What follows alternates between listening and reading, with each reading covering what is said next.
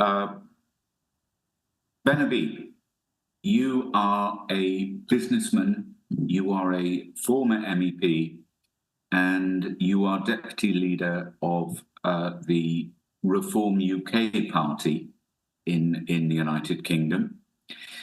We're right in the middle of one of the most pivotal general election campaigns that anyone can imagine.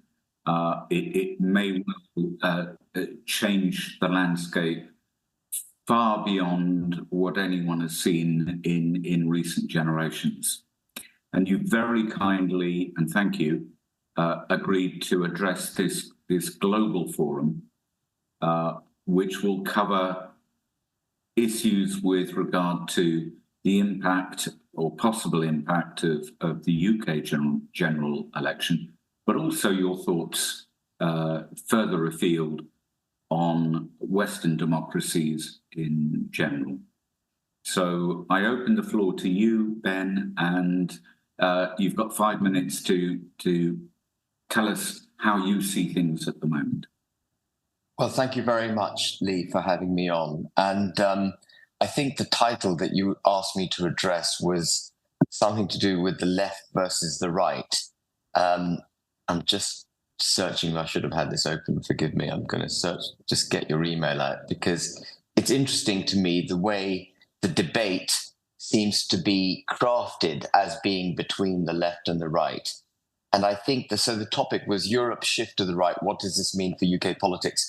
And I don't think that we've got a left wing or a right wing, frankly, in Europe or in the United Kingdom. I think the political battle that's taking place is an ideological one between those who see the prosperity of the countries to which they've been elected to govern through the global prism, and those who see prosperity coming through delivering a national agenda. And the vast majority of politicians and the governing class over the last 25 years have been of the former category, who have adopted globalist agendas for their respective countries, and in the process have, in my view, damaged dramatically the democracies in their countries, their constitutional setup, the cultural fabric of their countries, and indeed their economies in the pursuit of this kind of globalist agenda. And Reform UK and a number of the other parties that you see emerging across Europe and now doing well in Europe are not right-wing parties. What they are on the whole, I mean, I can't speak universally for them, obviously, but what they are on the whole, what I would call democratic nationalist parties. And I'm very reticent to use the word nationalist, because in order to categorize parties such as ourselves as extreme far right, those that wish to govern through the global prism have also tried to hijack the meaning of the word nationalist. It's been made a bad word. You know, if you're a nationalist, you're by definition extreme right. And by casting us as extreme right, what they seek to do is to undermine the integrity of the proposition that we offer. They wish to rubbish us before the debate even begins. And it is this global, almost, I would say, without wishing to be melodramatic, almost dictatorial, globalist agenda that is that we're up against. So it's a fight for the existence of nation states, for domestic democracy, for territorial integrity, for the protection and promotion of our cultures, and for the promotion of our economic prosperity within our own nation state, as opposed to through supranational bodies and policies made on the international stage. That is the fight. And what's interesting is that we've seen a pivot, as you rightly suggested, Lee, in Europe towards this national democracy kind of approach, but it hasn't really worked. And it hasn't really worked, in my view, because proportional representation dumbs down the ability for any particular agenda for change. The default position that emerges on the whole from proportional representation is steady as she goes. And you look at Geert Wilders, who arguably is one of the strongest proponents of a strong Netherlands, strong borders, a no to freedom of movement and so on. But in order to get into government, he's had to compromise quite dramatically on his principles. For example, conceding freedom of movement.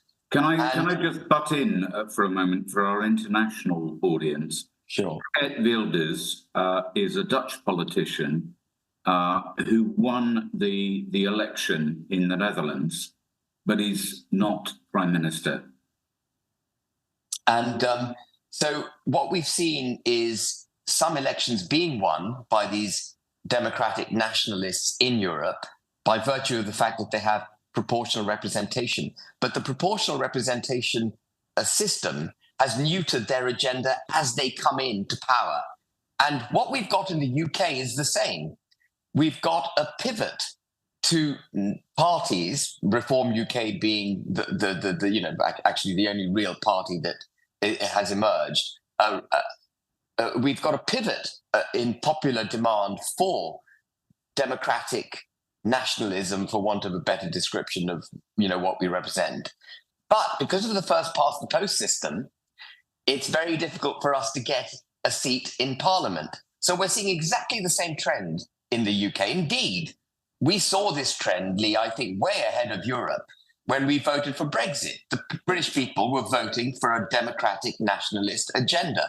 They wanted control brought back to the United Kingdom, away from the European Union. But we have a parliament which is occupied by globalists.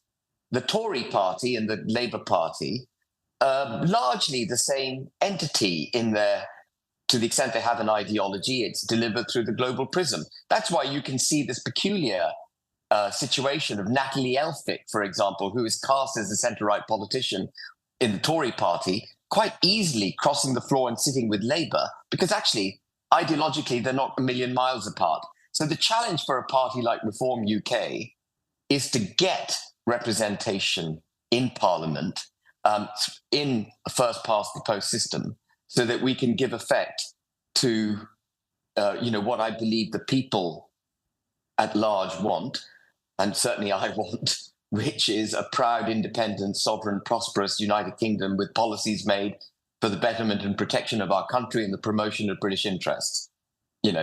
That's it in summary. Lovely. Thank you for that. And you stuck to your 5 minutes, Ben, which I would never have predicted, but there we go.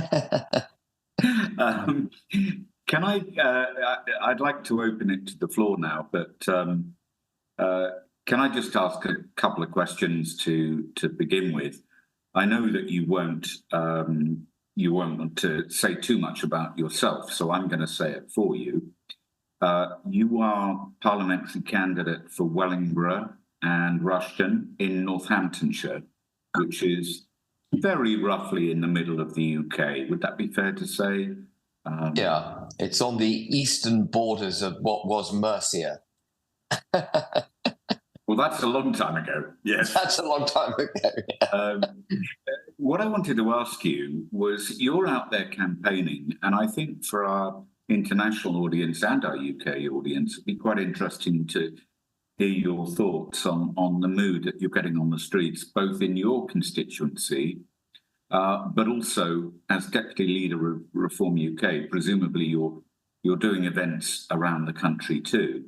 So what is your genuine sense of the mood amongst the electorate where you are and also the rest of the UK?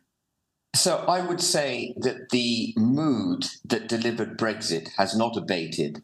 The mood that delivered Boris Johnson into an 80-seat majority with all those red wall voters voting for him, often for the first time with seats which had been Labour for 100 years, becoming Conservative, that small C Conservative move had never abated. It's always been there. And what happened actually was Parliament, as I kind of alluded to, Parliament had turned its back on what the popular demand of the British people was, which was to deliver Brexit. And that move was kind of crushed. And it took a while for Reform UK to gain a standing in the polls. But that wasn't because the mood of the people had diminished or changed. It was because we simply had to get known for what we stand for. And in October, I joined Reform UK reluctantly in March 2023. I didn't want to join a political party. I was very upset that we stood down 317 candidates against Boris Johnson. That's a separate debate, but I knew the withdrawal agreement wasn't a proper Brexit. I was very sad that we stood down against him. As many of you may know, I've been fighting the Northern Ireland Protocol, which has partitioned the United Kingdom and so on. And so I was reluctant to get into a political party which may then let the British people down again. And anyway, I realized that the only way to really make an impact was to join a party so that we could do it electorally. And when I joined Reform UK, I was so angry with the Conservative Party that at the press conference at which I was revealed as joining, I was asked a question by one of the journalists, and, what is your intentions with the Tory party? Will you eventually do a deal with them? And my response was, our aim is to destroy, to obliterate, was the word I used, the Tory parliamentary party. And that is an aim that I'm very pleased we're on the verge of delivering, because the failure that they have delivered for this country, that globalist agenda, 14 years of massive state intervention, massive borrowing, massive taxation, no growth, massive immigration, that has to be punished. It has to be stopped. And we're on the verge of doing it. But, we were polling about 3% when I joined Reform UK. And what Richard and I did extremely well was to develop a broad and deep, we developed a connection which was broad and deep with all those voters who voted for Brexit and all the voters who voted for Boris Johnson in the 2019 election. And so by October 2023, we were polling 5%. When I stood in the Wellingborough by-election in February, I got 13% of the vote. And then in the by-election in Blackpool South, we got 17.5%. And now there was a poll out yesterday, I'm not sure I believe it, but there was a poll out yesterday done by Matt Goodwin, which had us down at 24% of the vote, with the Conservative Party at 15%. And this is not a symptom of the British people changing their position. This is a symptom of the British people realizing Reform UK is the political party that will give them the Brexit and the independent United Kingdom that they seek. Sorry, that was a very long-winded answer to a simple question. But yes. We want to try and get as many questions in as possible. Yeah. And Duncan White has his hand up. So Duncan, do you want to unmute yourself and ask your question to Ben Habib? Yeah. Good morning, Ben. Morning. And colleagues.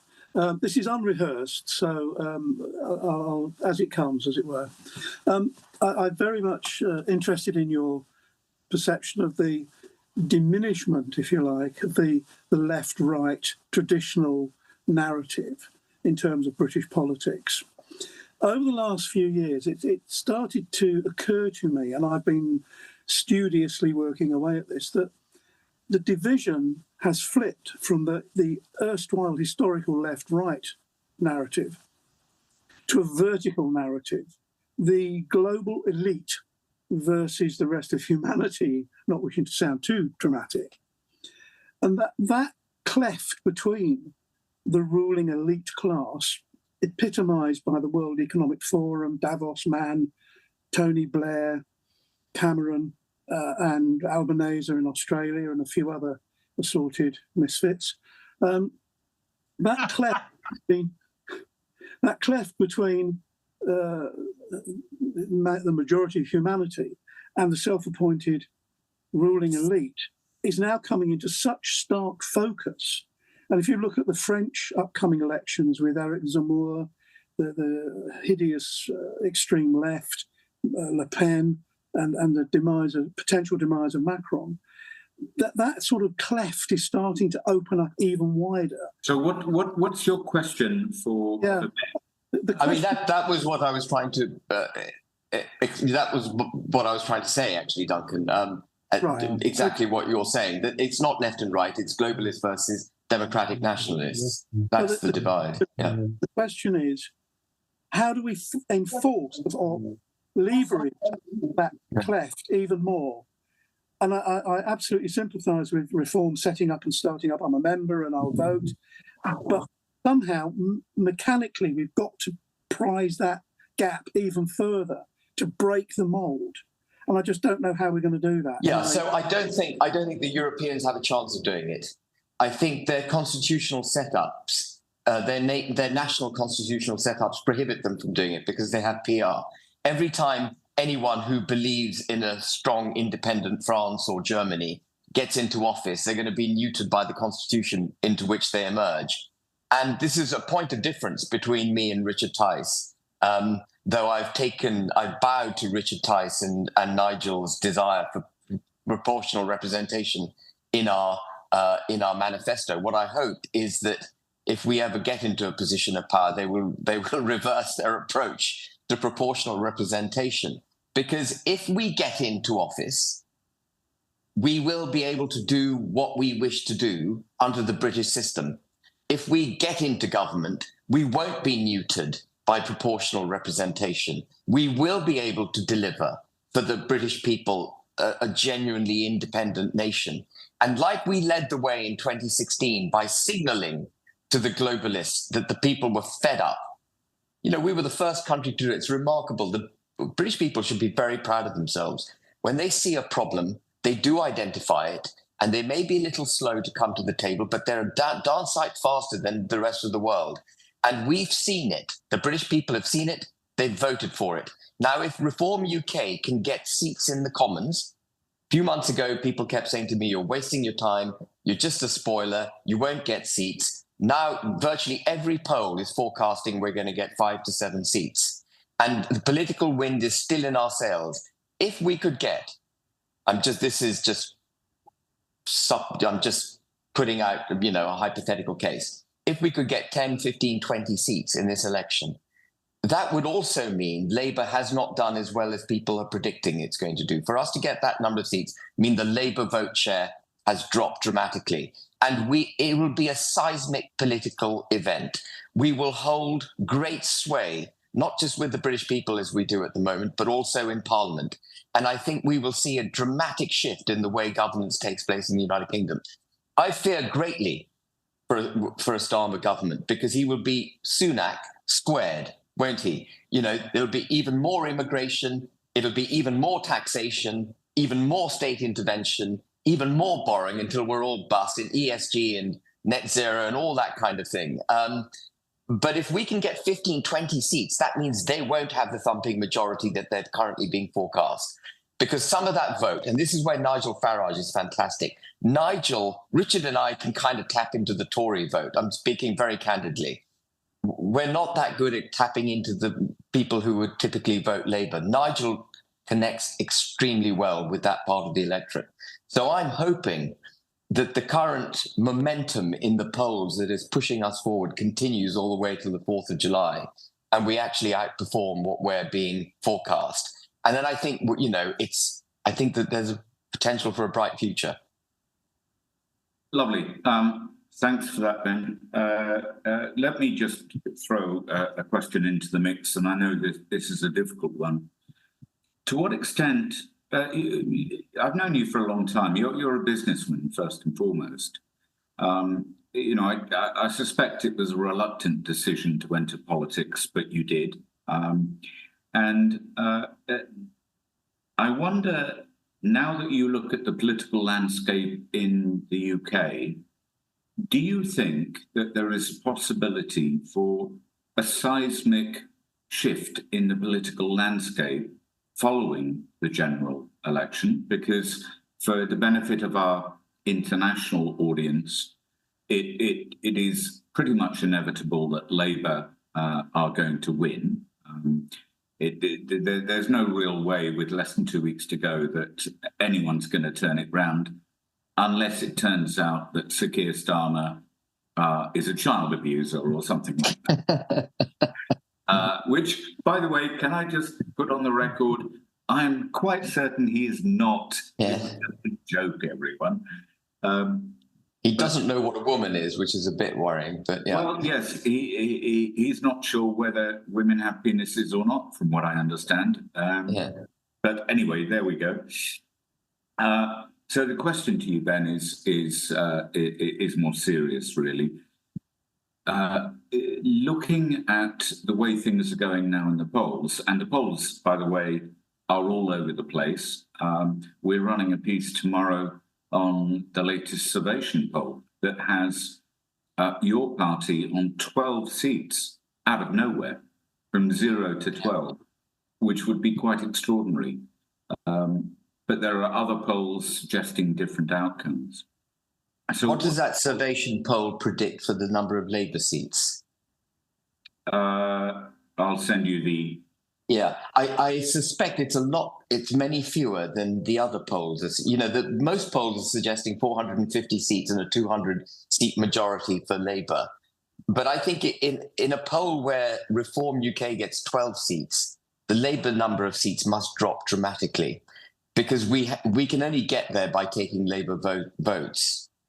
And that's what I'm hoping. That's what I'm hoping, Lee, is that we get 12, 20 seats, one August trials in hope. Yeah. Ben, I've called it up, and that's well done. For Labour is 443. My God. Okay, not good. Yeah. Conservative 83. The Lib Dems, heaven help us, 53. SNP 34. Reform 12. Yeah. So it would be still a Conservative opposition with Reform, trying to show the way for the Conservative Party. So my original question to you was, do you think there could be a realignment in British politics where perhaps there's a reverse takeover of the most successful political party in the world, the Conservative Party, which has been going for yonks? Do you think there's a possibility of that? Or do you see some other alternative? So, I think there's I'm not aiming. I know Nigel flirts. He flirts very openly with the Conservative Party. I have no desire to have any arrangement with the Conservative Party.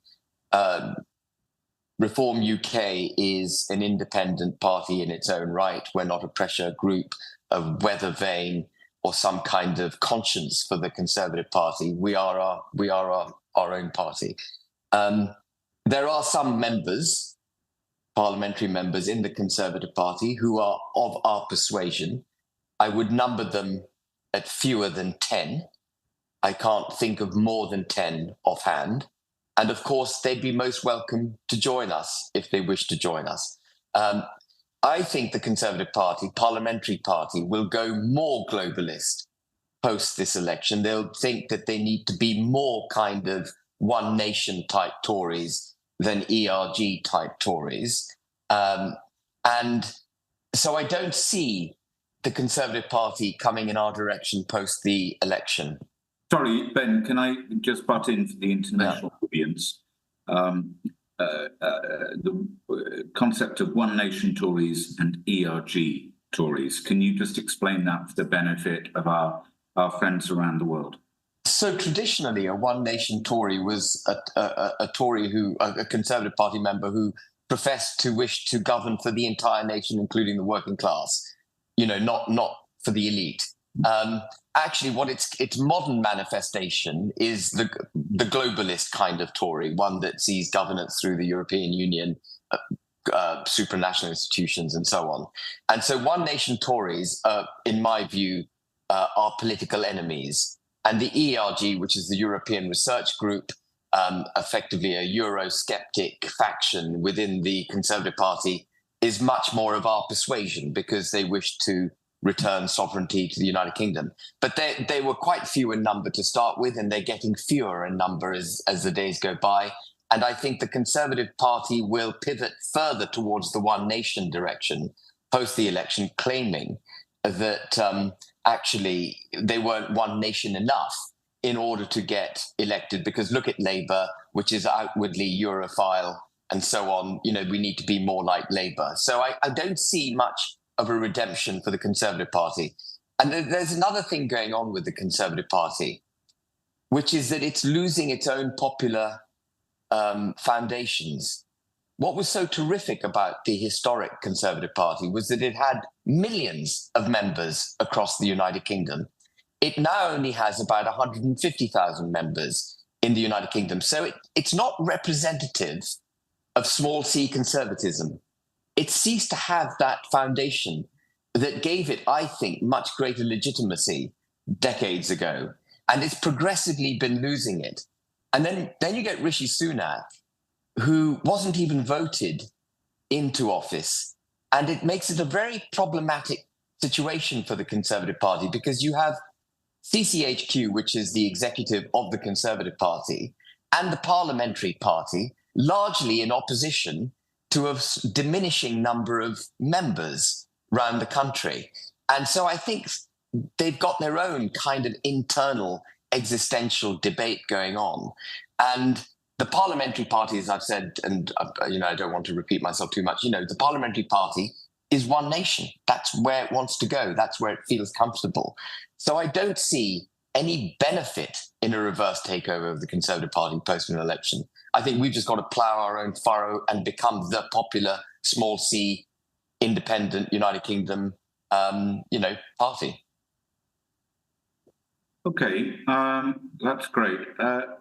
I'll ask just one more question, and then I want to start getting some people from around the world in.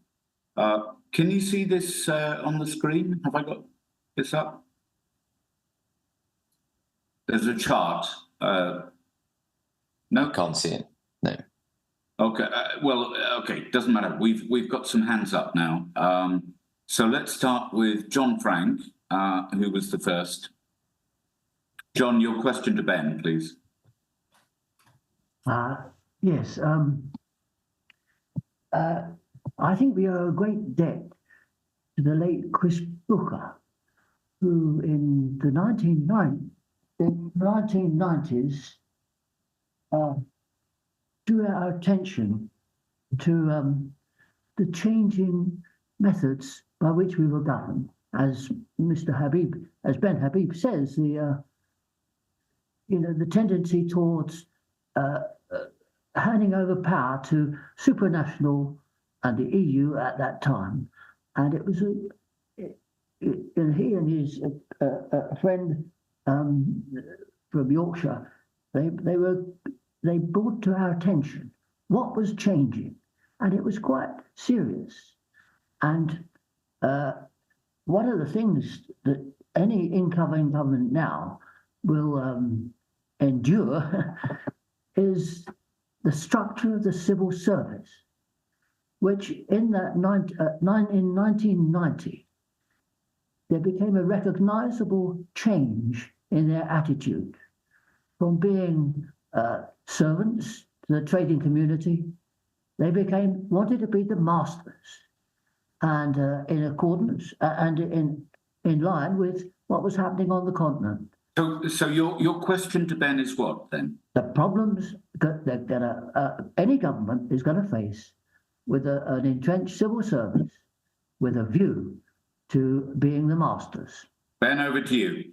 Yeah, I mean, John, absolutely right. The struggle we face is massive, must not be underestimated, and is uphill. But the answer I have to that, and it's not just the civil service. I mean, we've got every single institution in the United Kingdom. The long march through the institutions has now taken place. Educational establishments are against us. The police force is definitely practicing two-tier policing.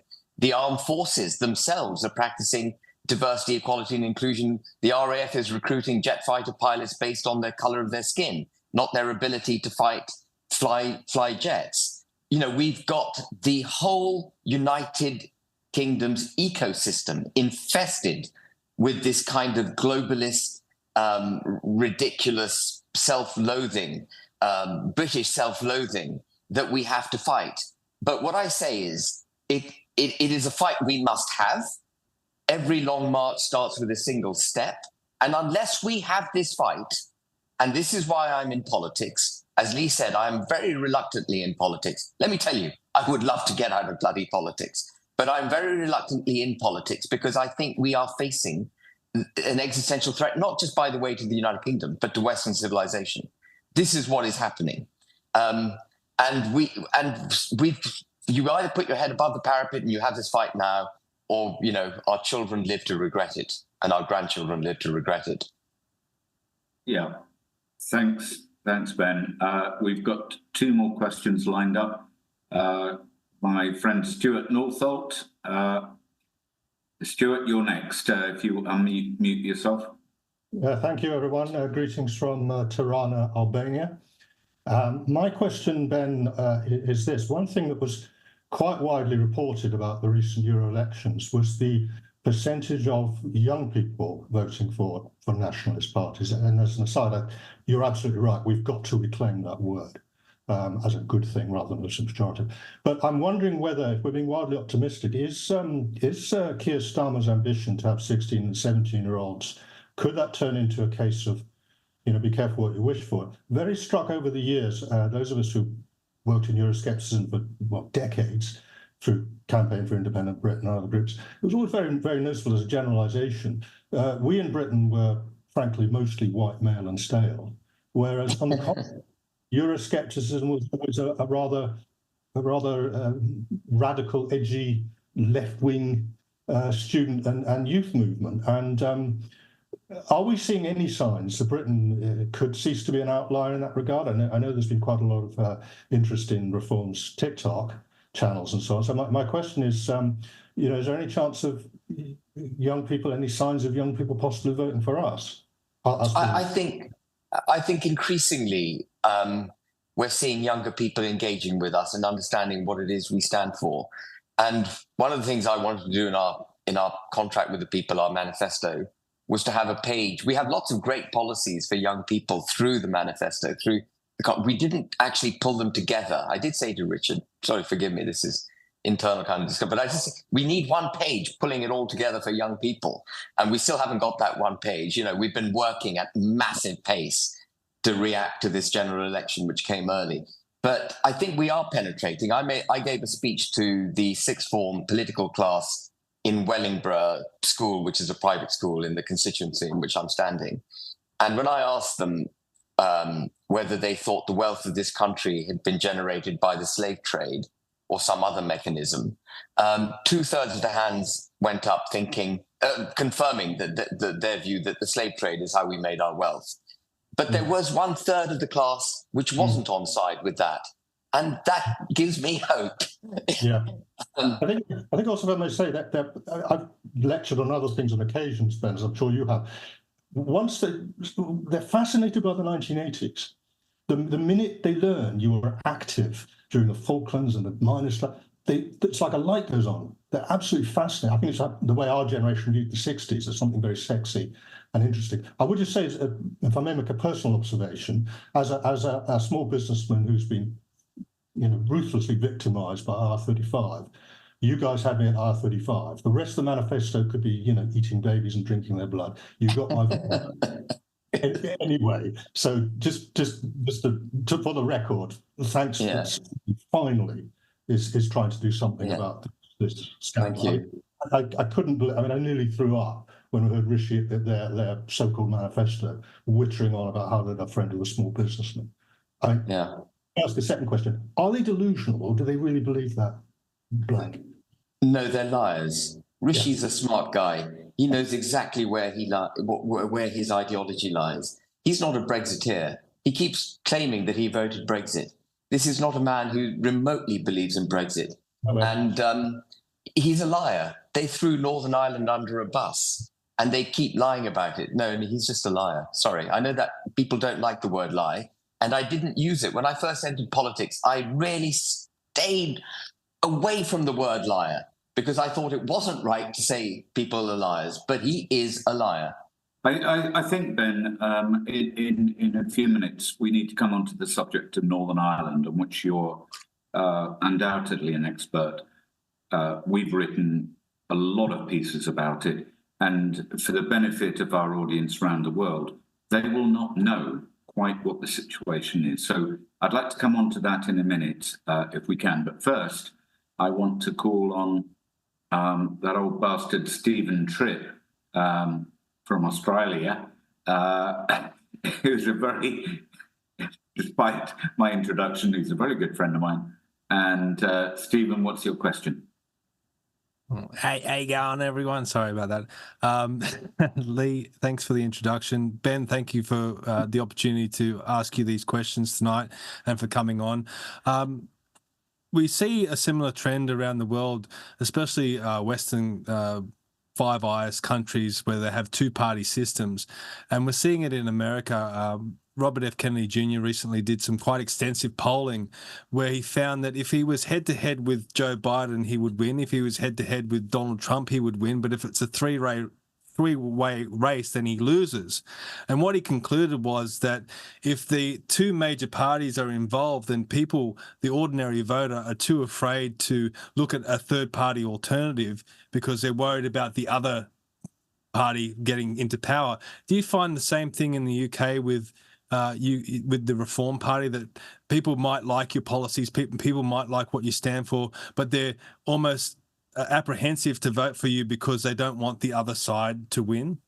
Absolutely, exactly. I mean, that is the uphill struggle, and the Conservative Party has nothing optimistic to offer. It's only real line, and the guy I'm standing against in my constituency is producing leaflets to this effect all the time, saying a vote for reform is a vote for Labour. You know, that's how they do it.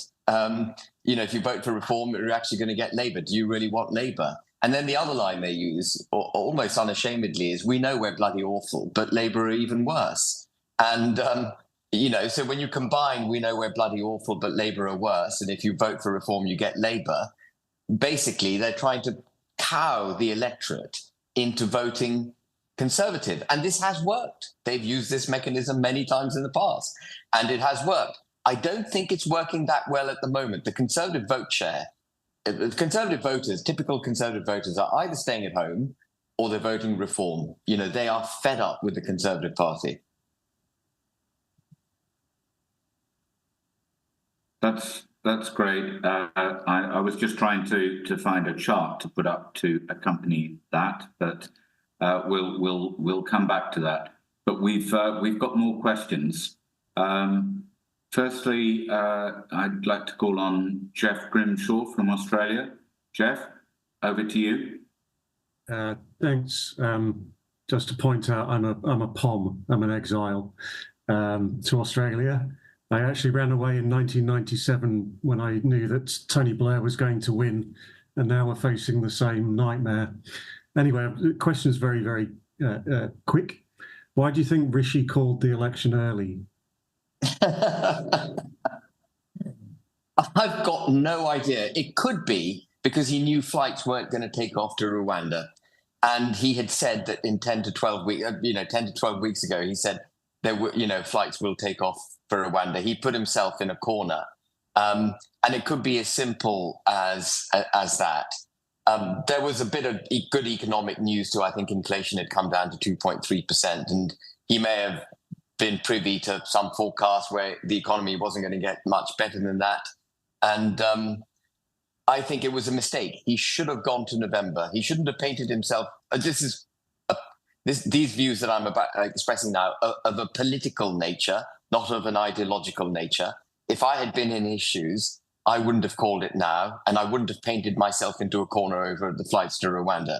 I would have played it long. Apart from anything else, he would have raised a lot more money in September because of the Conservative Party conference. And I'm hearing news that they are running out of campaigning money.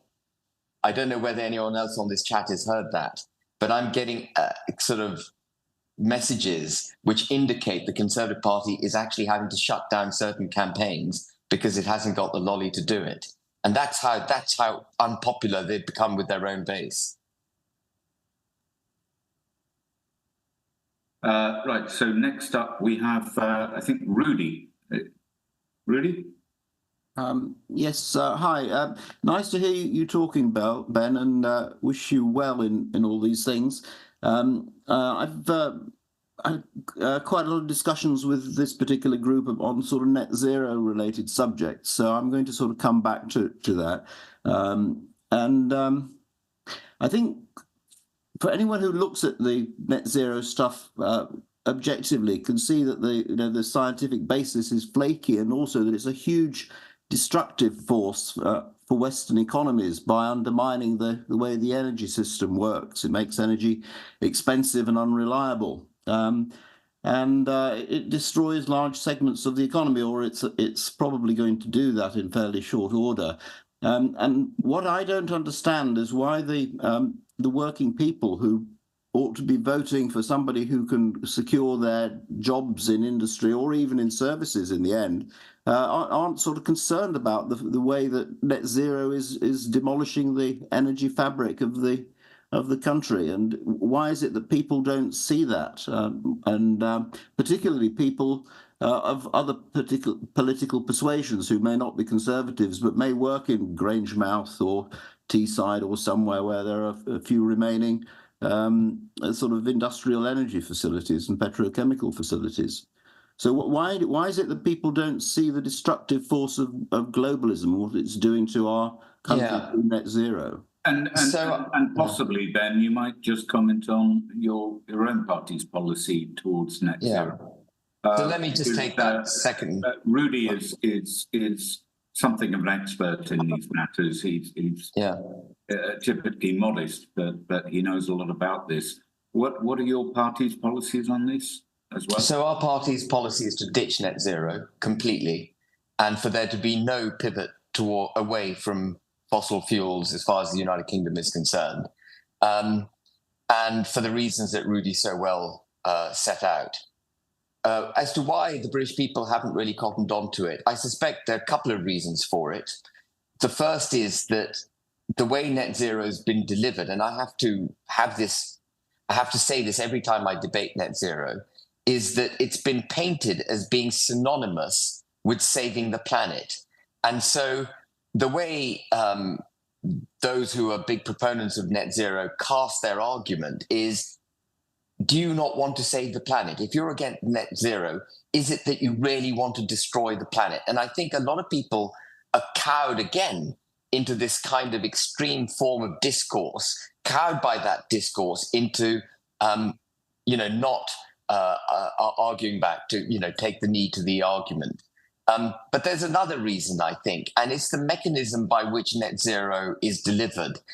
And it's quite difficult for the layman, layman to unpick all the different legislative and regulatory requirements that create the drive to net zero, and to piece that together and see how much damage it's doing to the economy. Rudy, you've obviously done it. And, it is, at one level, it's very simple. You turn off North Sea gas, and of course, we haven't got renewable energy that can possibly compensate for it. So we've got the ridiculous situation now of importing liquefied natural gas from abroad. So we've gone from being energy independent with access to cheap energy to energy dependent with access to expensive energy. But even that's hard, I think, for the layman to really fully grasp, because their gas is still coming on. And the penny's only really going to drop when the full effect of net zero hits us, which I think will result in, as you say, Rudy, our economies being absolutely undermined, industry being undermined, our homes having blackouts and so on. Net zero is not a policy made with the British national interest in mind.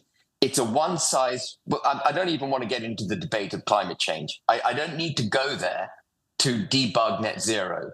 And I don't want to get into the emotion. I never get into the emotion of the climate change debate. Net zero is a one-size-fits-all supranational agreement which has been imposed on Western civilization in a draconian way and not on the rest of the world. And every country has different levels of carbon emissions. Even if you concede the argument, which I'm not, but if you concede the argument that carbon emissions somehow need to be controlled, United Kingdom is not the biggest offender. The United Kingdom is actually really pretty damn good. And what we're doing in the pursuit of this ideological aim is much, much more damaging than, for example, what the US is doing. The US has almost turned the whole thing on its head. And with this Inflation Reduction Act, it's managed to stimulate its economy dramatically, whilst at the same time actually being energy independent and extracting massive amounts of fossil fuels through fracking and other processes. And So one may debate the necessity and wisdom of the Inflation Reduction Act, but they're not doing it in the self-harming economic way that we are. I mean, what we've done in the UK is absolutely abominable, turning off North Sea gas, shutting down our storage facilities, pivoting towards renewables, recognizing suddenly we don't have access to cost-effective energy, and then having to become energy dependent. I mean, it's a shocker. And there's a lot more, obviously, the change to, heat exchangers, EVs, and so on. All of that is madness. Our electricity grid can't cope. And so our policy is ditch net zero, unashamedly, just get rid of it completely. You're getting applause from around the world, Ben. Thank you.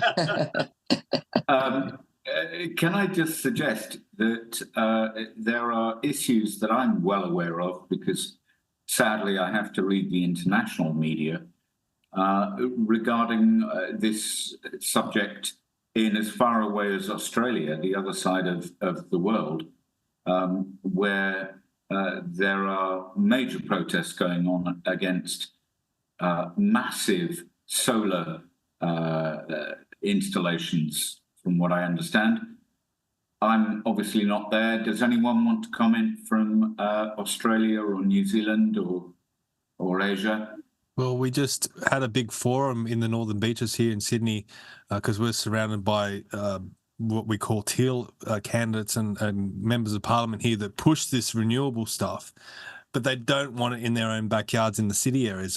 Our member of parliament here in the local area, Zali Steggall, even has on her very own website that she doesn't want wind farms along Warringa's beachfront, but she wants them elsewhere in rural areas, in rural communities. So these rural areas and rural communities, they're underrepresented because their electorates are so vast and so large, and they only have one member of parliament representing them, and a lot of times those members of parliament don't represent them. So these people feel voiceless, they feel underrepresented, and they're facing a tremendous amount of environmental destruction being caused by these solar projects and wind projects, and not to mention the high voltage transmission lines that have to crisscross the country to get out to these projects. And it happens in other countries as well. I've seen it in Germany when I went to Germany, where my wife is from, and we were traveling from Frankfurt down to Gottenham, and the solar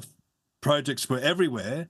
And what was worse was the high voltage transmission lines crisscrossing the country. So there's a tremendous amount of environmental destruction happening as a result of these projects, but you don't hear about them in the city. They're not talked about by our MPs here. They're not talked about by the media, and it is a massive, massive issue. And these groups, they've formed and they're protesting as best as they can. They don't have big funding like the renewable side of things do. They're grassroots campaigns, and they're doing the best that they can. Yeah, well, it's good to hear that they're fighting it, and I hope the British people will wake up to it.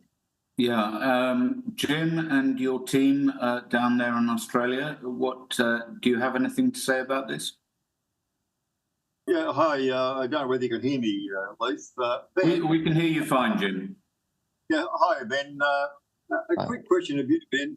Are you fielding candidates in all seats in the coming election on the 4th of July, or are you fielding candidates in selected seats? Question one. And question two, how well funded are you? So when I joined Reform UK, I got a pledge from Richard Tice that we would stand in every single seat without exception, because I didn't want any cosy deals being done with the Conservative Party. And true to his word, we weren't able to find candidates in every single seat, but out of the 630 seats in Great Britain, we're fielding candidates in 611 seats. We have an alliance with another small party called the Social Democrat Party, and they've got 6 seats that they're standing in. So if we count those as ours, then that's 617. And then in Northern Ireland, we have an alliance with the traditional Unionist Voice, which are the closest thing that we can find to a proper party, in a sane party in Northern Ireland. And they're fielding 14 candidates. So 14 plus 631. out of 650 in the United Kingdom. Wow, that's a tall order. Well done. Yeah, well, thank you. And, you know, Richard Tice deserves a lot of credit for that because he made that pledge, he's kept the pledge, and it is one hell of an effort. In terms of funding, you know, you never have enough money. We're always talking about money. The Conservative Party has 20, 30 million or whatever it is they're fighting the campaign on. A few weeks ago, I think we had 300,000 when I was, just before Nigel joined, we had about 300 grand. And I was talking to Richard about how the hell we made 300 grand go through a general election. But with Nigel joining, I think millions have suddenly poured in, actually. So I think we've got enough to fight the general election. Can I also share a comment that you made earlier, Ben, that you didn't want to be in a you didn't want to be in a political party, but find yourself there. I share a common view. Nor I did wish to be in a political party, but the argument goes: if you're not inside the tent, you've got no hope of bringing change about. So I'm inside the tent. That's the point. That's why I got a letter, because I didn't want anyone, you know, bending at the wrong time. Let me step in as chairman. There are a couple of issues I think would be very interesting to hear your comments on, Ben. And one of them is immigration, which is a huge issue in the UK that I think will resonate for our global audience. And the other one, which I think is important because they're not getting the full information, is how the United Kingdom has been split by the EU Commission following Brexit.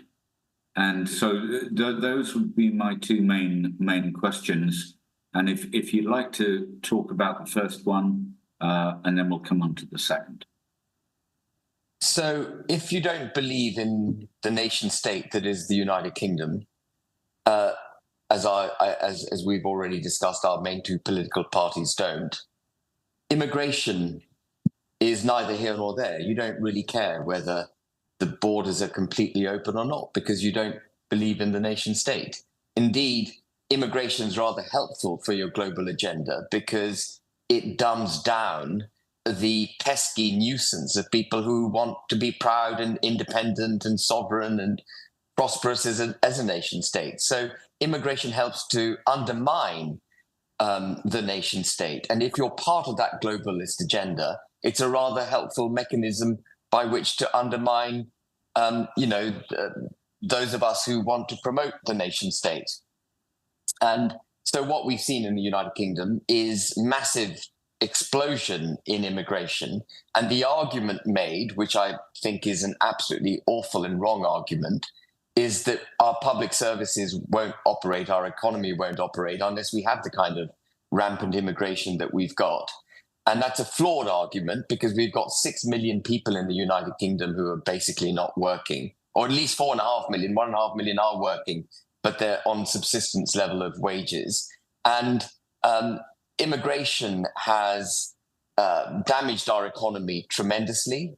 We've practiced it with cheap imported labor, which has basically flooded the market with the supply of cheap labor, which has meant wages haven't risen. Companies haven't automated in order to become more productive. And we have got a real productivity issue in the United Kingdom. And I think that is part of this whole massive immigration that we've had. And also, and this is the bit that frightens me more, you can fix the economy over a period of time, but what you can't fix is the destruction of the culture of your country. And what we've done, and I think it's the same globally, is that we've imported lots of different cultures to the United Kingdom. We've had no agenda for integration. Indeed, the policies we've adopted are designed not to integrate immigrants. The diversity, equality, and inclusion regime, which I think is practiced right across Western civilization and in Australia, is the promotion and celebration of ethnic minorities, minority religious beliefs, minority sexual preferences. It's the celebration and promotion of those to the detriment of the settled culture of the country. And so, for example, the most prejudiced against individual in the United Kingdom is a Christian, white, heterosexual, middle-aged man. He has the world against him. And we're practicing a form of reverse racism in the UK, where the minorities are they call it progressive. They use the word progressive in order to justify their prejudice. But progressive discrimination is being practiced to the detriment of the country. And obviously that's also very economically damaging, because companies are not recruiting people based on them being the best at the jobs they do. They're recruiting them based on the color of their skin. And I mentioned the RAF, for example, recruiting jet fighter pilots who, on the basis of whether or not they're from an ethnic minority. So that massive immigration is completely wrong. And we have a policy at Reform UK to bring down immigration to net zero, which would be a dramatic reduction in immigration from where it is at the moment. At the moment, we're importing about 1.2 to 1.4 million people each year. About 500,000-600,000 are emigrating each year. So we've got net immigration of about 700,000 a year. And so to bring that down would be dramatic. And we're also going to impose an additional tax on employers who employ foreign workers, 6.2% additional tax on the 2.9 million foreign workers that are working in the UK. So that actually there are 3.2 million foreign workers, but 300,000 of them are working in the NHS. And we're excluding those for the time being because of the problems the NHS has. But the 2.9 million who are not in the NHS, their employers will have to pay a surcharge to employ them. And the idea is to incentivize employers against the continued employment of foreigners and to move back to employing domestic workers. So that's our approach to legal migration. And then on illegal migration, again, the nation state ceases to really, those who govern us don't really care about the nation state. And so they've basically turned the blind eye to border enforcement. And what we've forgotten in Western civilization, and I think the Aussies are actually ahead of us here, but what we've forgotten in Western civilization is that border control is not a legal process, it's a physical process. The way borders are controlled is by having some form of military response to anyone who seeks to enter your country illegally, whether that's across land or across sea. And the English Channel used to serve to protect the United Kingdom. It was a moat across which foreign armies and invading forces used to have to cross, and at peril, because we could sink their armies and their navies as they tried to make that journey.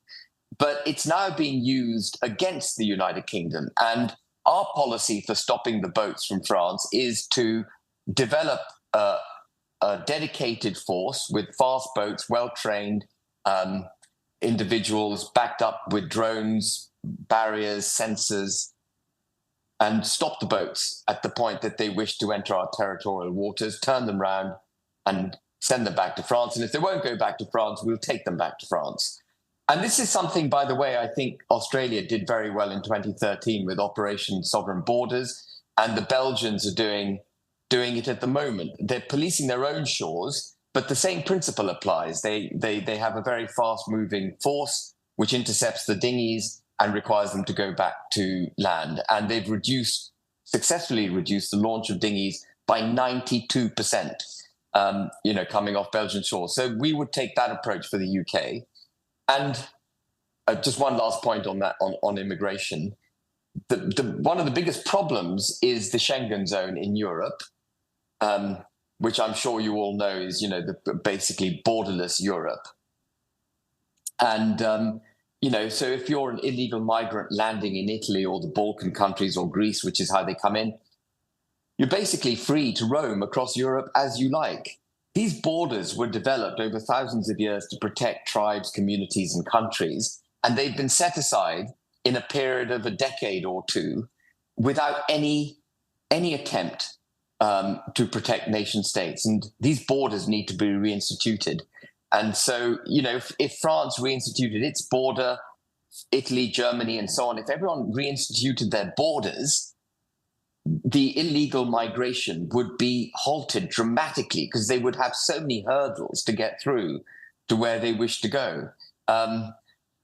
So that's all I've got to say on immigration. We're dead against the kind of rampant form of immigration, legal immigration, and we would stop illegal migration. Do you want me to talk about Northern Ireland, Lee, a bit? I think you're muted.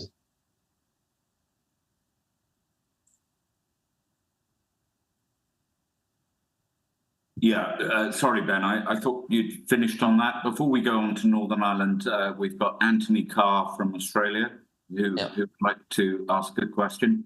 Anthony, unmute yourself first, please. Okay. A quick question. First of all, a comment. I've put up some comments on the comments section of the Zoom thing, which I hope someone copies and have a look at. The main question, though, is that are the people all coming to Britain illegal immigrants?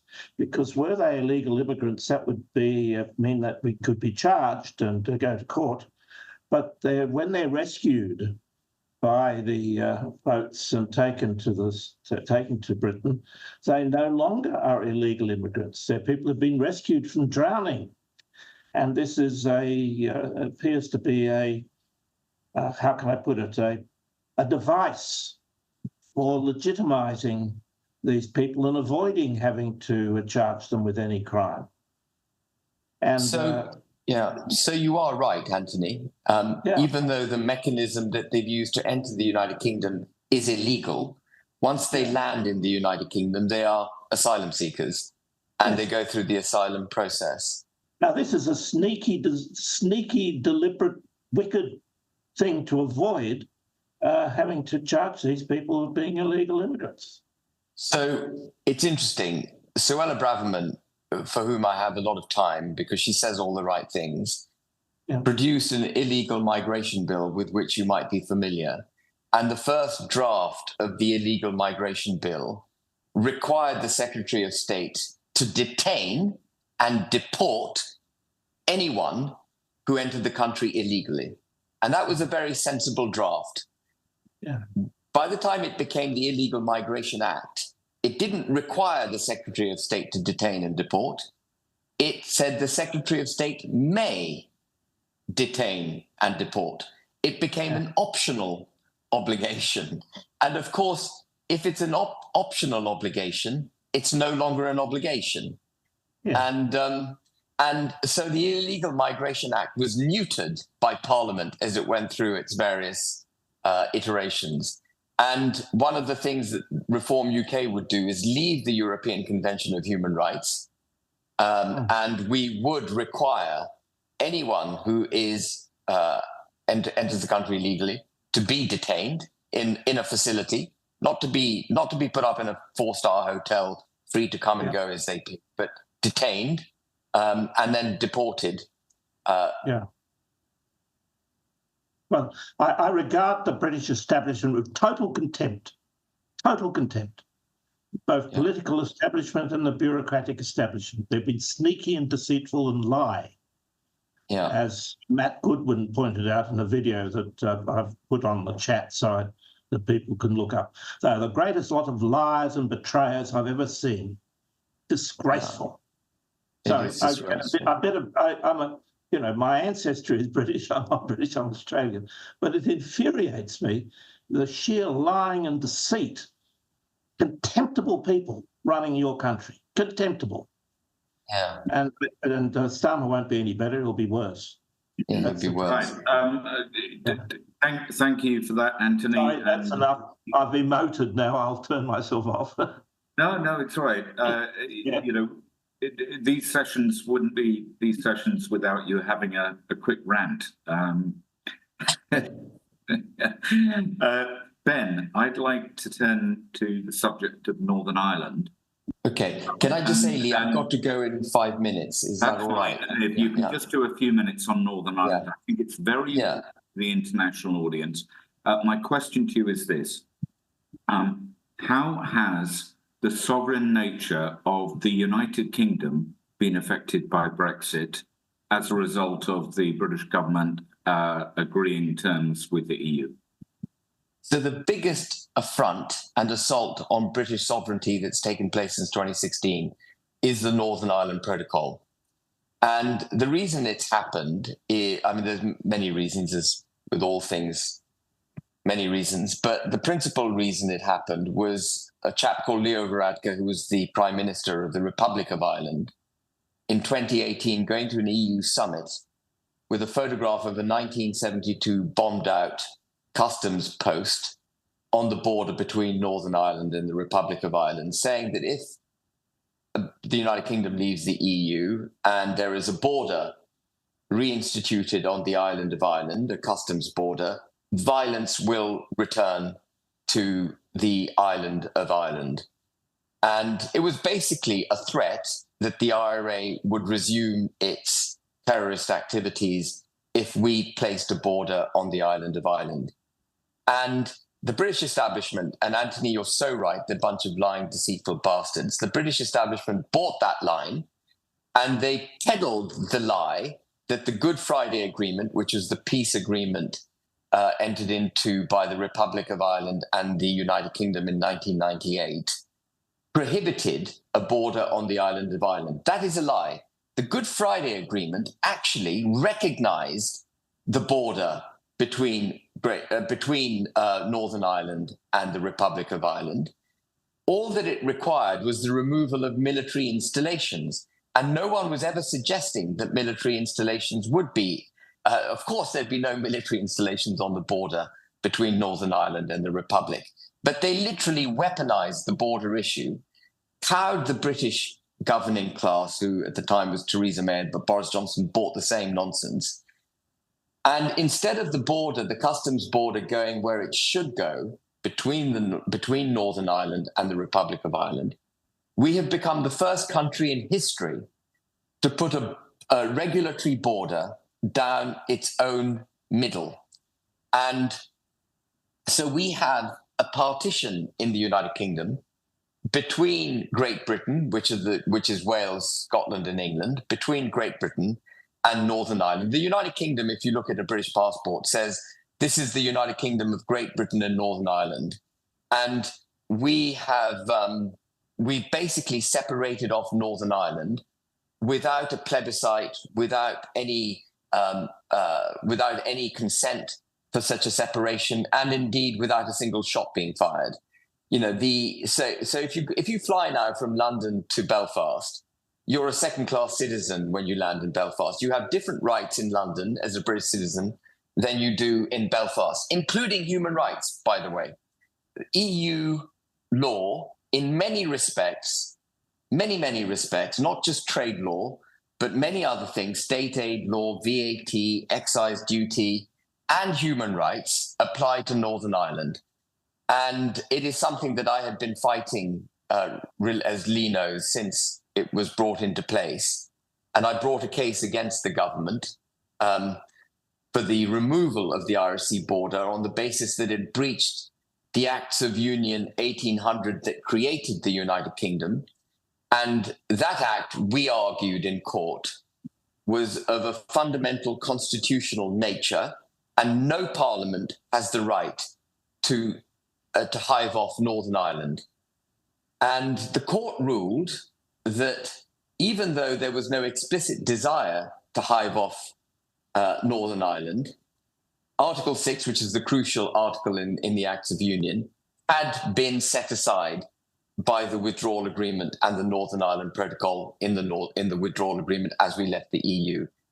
So we have a Supreme Court ruling that confirms Northern Ireland is no longer part of the United Kingdom.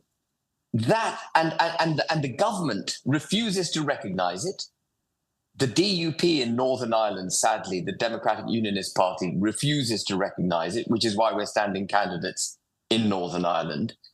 And it is as boring as the Northern Ireland Protocol might sound as a name, it is the biggest affront to the nation state that is the United Kingdom that has taken place in my life. Can I just put this into an international context?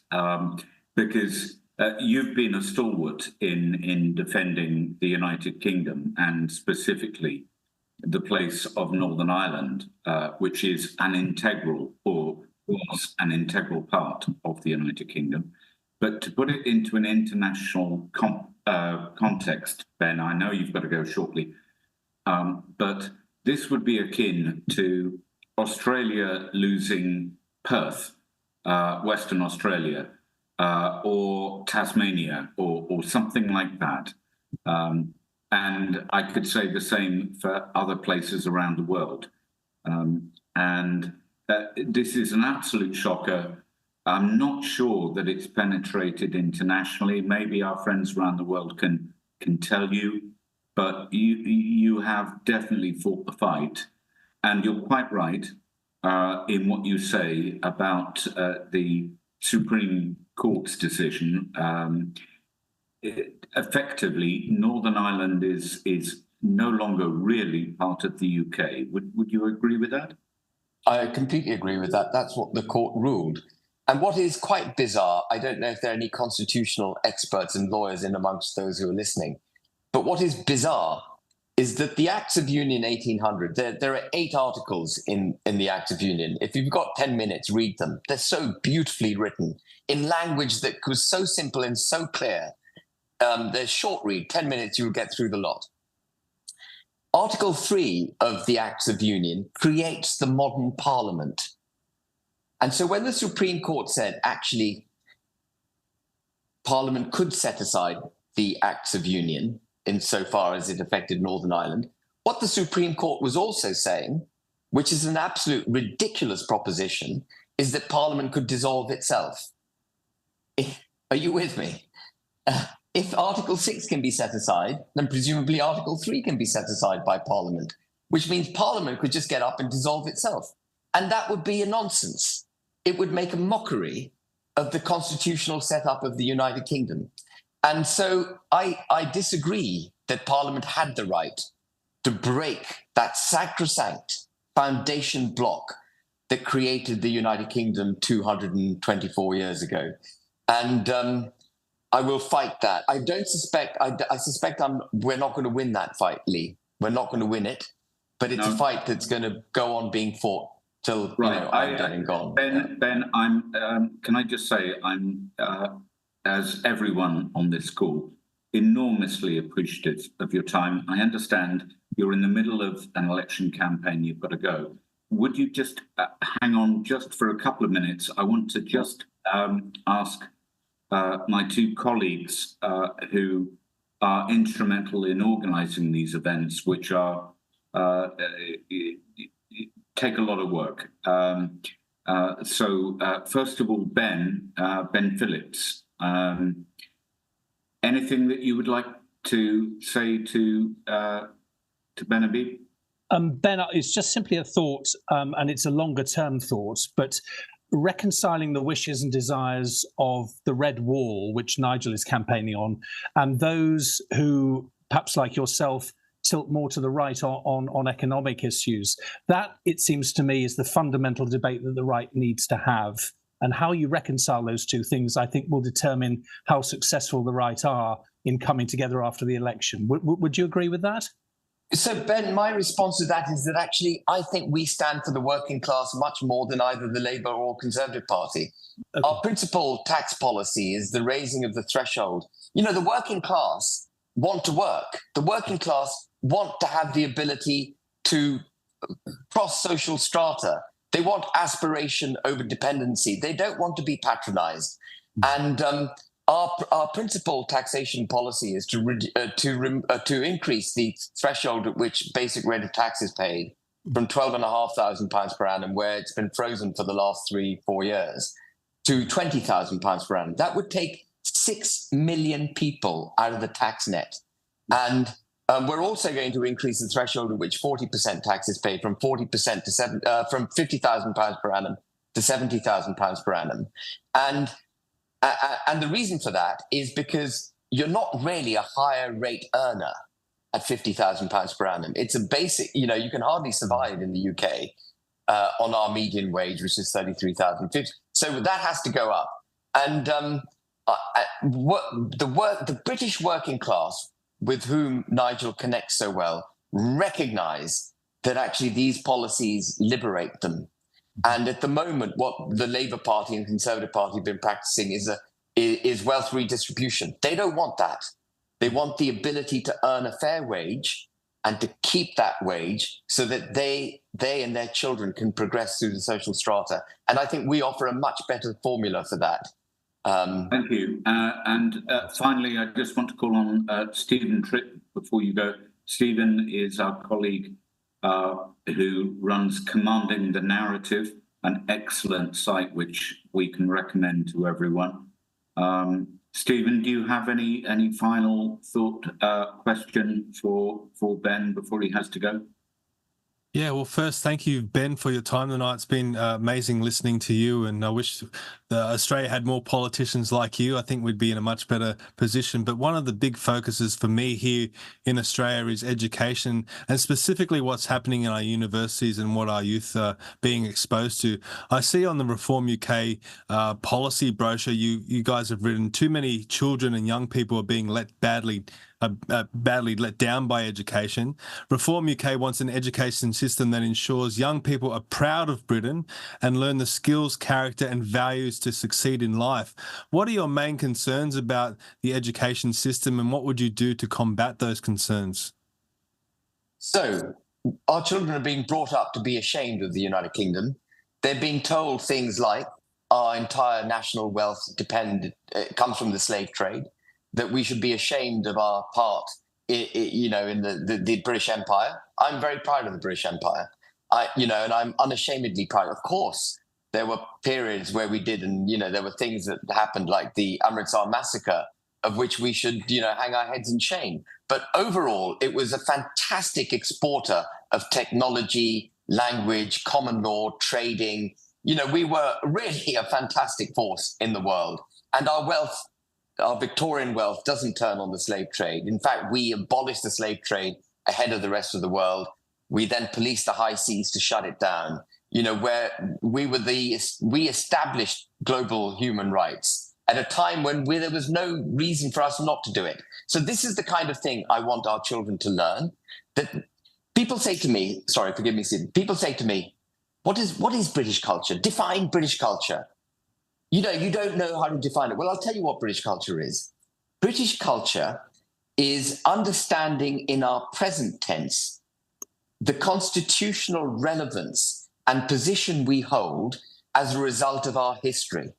And if you hijack an individual's history, if you hijack a country's history, they are at sea without a paddle. They don't know what they are.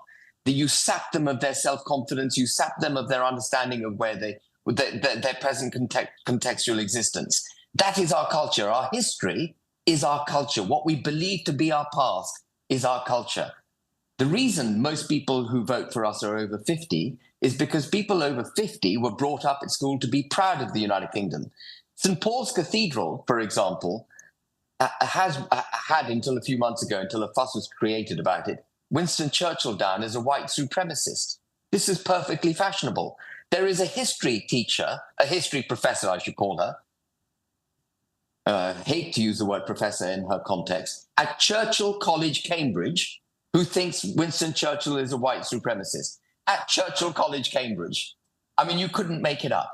So we would require that our history is taught to our children in a way that makes them proud of their country, that sure, there can be balance and there can be nuance, and we can discuss the ills that the empire perpetrated, but only in context. We would want also for the European empires to be discussed in the same way. So that's the history bit. We would want English to be taught to every single child in this country. We would want Christianity to be taught to every single child in this country. You don't have to believe in it. You don't have to become a Christian, but you have to understand it. We're a Christian country. We would want the national anthem sung every morning at schools. We would want critical race theory, with which you may be familiar. You know, the notion that if you're white, you're somehow privileged, and if you don't recognize that privilege, you're racist. We want that removed. We want the teaching of transgender ideology to be banned at school. We want the notion that if you're from an ethnic minority, you're somehow deserving of special treatment removed at school. Everyone is equal.